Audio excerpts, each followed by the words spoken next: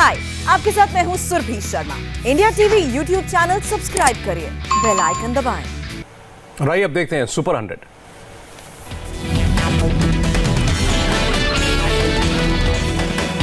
सचिन वाजे केस में बड़ी कार्रवाई। मुंबई पुलिस कमिश्नर परमबीर सिंह का ट्रांसफर डीजी होमगार्ड बनाया गया। हेमंत नगराले होंगे नए Mumbai police commissioner. Working DGP थे हेमंत नगराले। हेमंत नगराले ने कमिश्नर का पदभार संभाला। कहा मुंबई पुलिस पर विश्वास बहाल करेंगे। हेमंत नगराले का बड़ा बयान। कहा मुश्किल हालात से गुजर रही है मुंबई पुलिस। कमिश्नर को हटाने से पहले मुख्यमंत्री ठाकरे से मिले गृहमंत्री Anil Deshmukh. Law and order को लेकर चर्चा की। पूर्व मुख्यमंत्री देवेंद्र फडणवीस की प्रेस कॉन्फ्रेंस। कहा परमबीर सिंह तो छोटे लोग हैं, सचिन वजे के पीछे कौन है इसकी जांच हो। फडणवीस ने कहा सचिन वजे के पॉलिटिकल बॉसेस को ढूंढना होगा। पूछा सचिन वजे का बचाव मुख्यमंत्री ठाकरे क्यों कर रहे थे। फडणवीस ने कहा मुंबई में राजनीति का अपराधीकरण हो गया है, यह ठाकरे सरकार की नाकामी है। फडणवीस ने पूछा वीआरएस के बाद नौकरी पर किसने रखा। शिवसेना ने मुझ पर भी वजे को वापस रखने का दबाव बनाया था। फडणवीस का आरोप। बोले शिवसेना नेताओं के साथ वजे ने बनाई कंपनी। 2017 में फिरौती का रैकेट चलाता था वजे। कमिश्नर के बाद सबसे ताकतवर पुलिस वाला बना सचिन वाजे। कहा वजे को वसूली अधिकारी की तरह बिठाया गया। फडणवीस बोले मर्डर के बाद हीरेन का शव हाईटाइड में फेंका गया, लेकिन शव नहीं बहा और केस खुल गया। बीजेपी नेता नारायण राणे ने सचिन वजे के पीछे उद्धव ठाकरे का हाथ बताया। कहा मुख्यमंत्री को भी हटाना चाहिए। सचिन वजे केस में ठाकरे सरकार चुप थी, लेकिन केवल संजय राउत ने बयान दिया। इंडिया टीवी से कहा कमिश्नर को हटाना एक रूटीन मामला है। मनसुख हिरेन की दम घुटने से हुई थी मौत। डायटम रिपोर्ट आई पॉजिटिव। एटीएस कर रही है हत्या के एंगल से जांच। डायटम रिपोर्ट हरियाणा के एफएसएल लैब में भेजी जाएगी। एनआईए की टीम सचिन वाजे को लेकर कई इलाकों में गई। इन जगहों की सीसीटीवी फुटेज मिटाने के आरोप। महाराष्ट्र में कमिश्नर हटने से मचे बवाल का असर। गुरुवार को होने वाली ठाकरे कैबिनेट की बैठक रद्द। बंगाल चुनाव के लिए ममता बनर्जी का घोषणा पत्र। वादों का पिटारा खोला। 1 साल में 5 लाख रोजगार देने का वादा। ममता ने किसानों और युवाओं को लुभाने की कोशिश की। घोषणा को मां माटी मानुष के लिए बताया। घोषणा पत्र में किसानों को सालाना 10,000 रुपए देने का वादा। ममता ने कहा केंद्र 6,000 देती है, हम 10,000 देंगे। छात्रों को 10 लाख लिमिट का क्रेडिट कार्ड देने का वादा। ममता ने विधवाओं को हर महीने 1,000 रुपए देने का आश्वासन दिया। आदिवासियों के लिए 25 लाख घर बनाने की बात की। ममता ने अपनी पीठ थपथपाई। बोली लॉकडाउन के दौरान हमने लोगों की खाने पीने की व्यवस्था की, लोगों की आय भी बढ़ी। झारग्राम में ममता ने खेला धार्मिक कार्ड। बोली बीजेपी को वोट देंगे तो बोलना पड़ेगा जय श्री राम।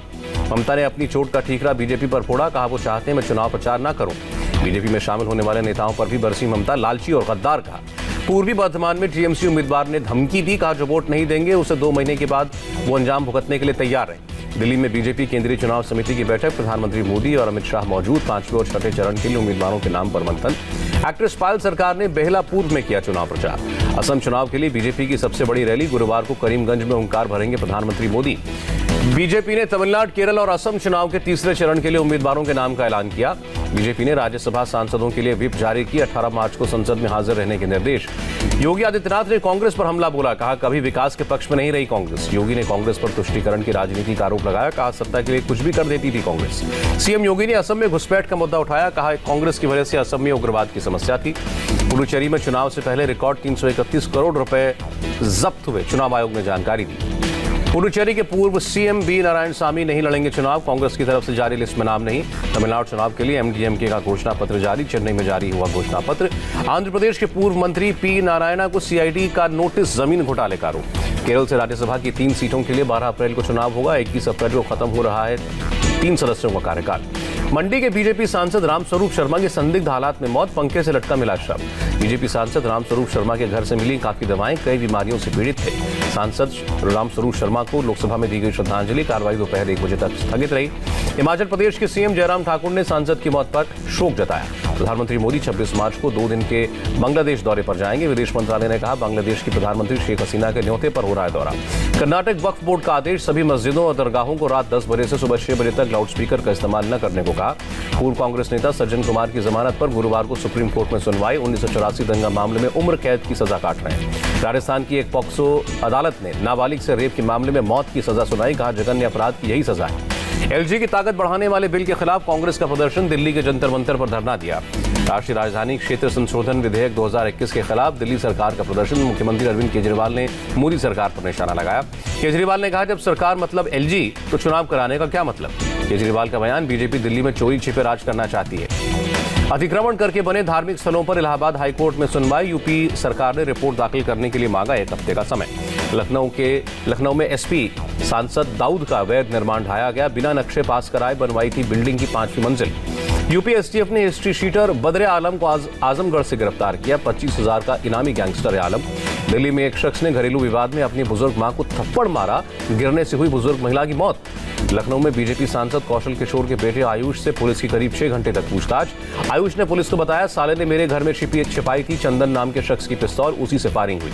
आयुष का आरोप अंकिता से अफेयर की वजह से हुई लड़ाई, जिसके बाद आदर्श ने उन पर गोली चलाई। प्रधानमंत्री मोदी की मुख्यमंत्रियों के साथ बैठक, दोबारा कोरोना केस बढ़ने पर चिंता जताई। प्रधानमंत्री ने कहा, कोरोना के सेकंड पीक को तुरंत रोकना होगा, मिनी कंटेनमेंट जोन बनाने की सलाह। प्रधानमंत्री मोदी के साथ बैठक में शामिल नहीं हुई बंगाल की मुख्यमंत्री ममता बनर्जी। छत्तीसगढ़ के सीएम भूपेश बघेल भी बैठक से दूर रहे। देश में 60% एक्टिव केस अकेले महाराष्ट्र में, केंद्र ने अपनी 2 टीमें महाराष्ट्र भेजी। पंजाब में पॉजिटिविटी रेट दुगना हुआ। गुजरात में भी कोरोना केस ने बढ़ाई स्वास्थ्य मंत्रालय की टेंशन। ममता के आरोप पर स्वास्थ्य मंत्रालय का बयान, कहा देश में वैक्सीन की कोई कमी नहीं है।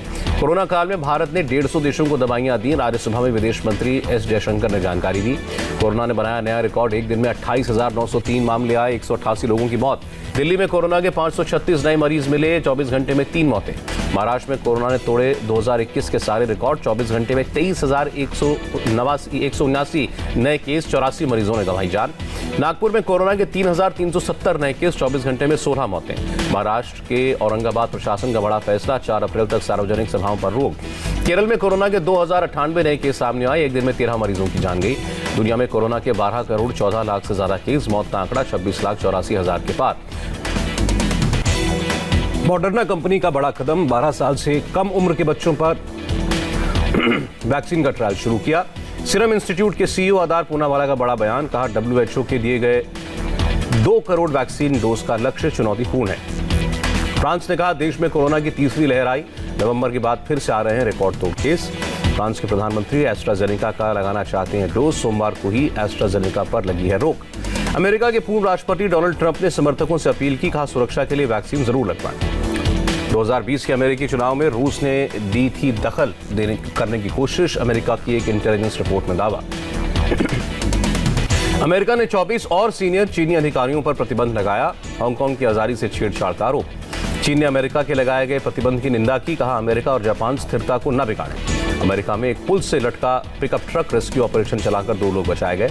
अमेरिका के एटलांटा में 3 अलग अलग मसाज पार्लर्स में शूटिंग, 4 महिलाओं समेत 8 लोगों की मौत। म्यांमार में फिर सड़कों पर प्रदर्शनकारियों का मार्च, पोप फ्रांसिस ने म्यांमार की सेना से शांति की अपील की।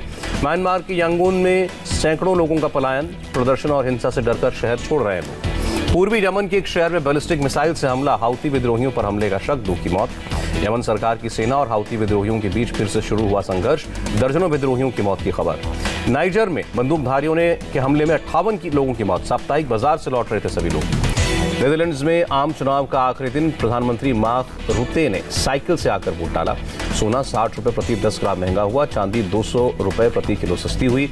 गिरावट के साथ बंद हुआ शेयर बाजार, सेंसेक्स 562 और निफ्टी 189 अंक लौट का। भारत और इंग्लैंड के बीच गुरुवार को खेला जाएगा सीरीज का चौथा T20 मैच, टीम इंडिया के लिए करो या मरो की जंग। चौथे T20 में केएल राहुल ही रोहित के साथ करेंगे ओपनिंग, कप्तान विराट ने कंफर्म किया। चौथे T20 में शार्दुल ठाकुर की जगह नवदीप सैनी या दीपक चहर को मिल सकता है मौका। स्पिनर यजुवेंद्र चहल की भी हो सकती है कल के मैच से छुट्टी, राहुल चहर पर दाव लगा सकते हैं विराट कोहली। भारत और इंग्लैंड के बीच होंगे 3 वनडे मैच, टीम इंडिया का अब तक ऐलान नहीं। 23 मार्च को है पहला वनडे। सीरीज के 5वें और आखिरी वनडे में भी भारतीय महिला टीम की हार, दक्षिण अफ्रीका ने 4-1 से सीरीज जीती। हार के बाद कप्तान मिताली का बयान, कहा सीरीज की तैयारी के लिए नहीं मिला वक्त। और पहले T20 में अफगानिस्तान ने जिम्बाब्वे को हराया, 48 रन से अफगानिस्तान ने शानदार जीत दर्ज की। एंटीलिया केस में आज कई बड़े खुलासे हुए, कई सवाल उठे। सचिन वाजे का पॉलिटिकल बॉस कौन है? पुलिस कमिश्नर परमबीर सिंह को क्यों हटाया गया? महाराष्ट्र की सियासत को हिला देने वाली इस बड़ी खबर की पूरी डिटेल के लिए देखते हैं आज की बात रजा जी के साथ। हाय, आई एम सुरभि शर्मा। खबरों से अपडेट रहने के लिए India TV YouTube channel subscribe करिए, साथ में बेल आइकन जरूर दबाएं। जुड़े रहें इंडिया टीवी के साथ।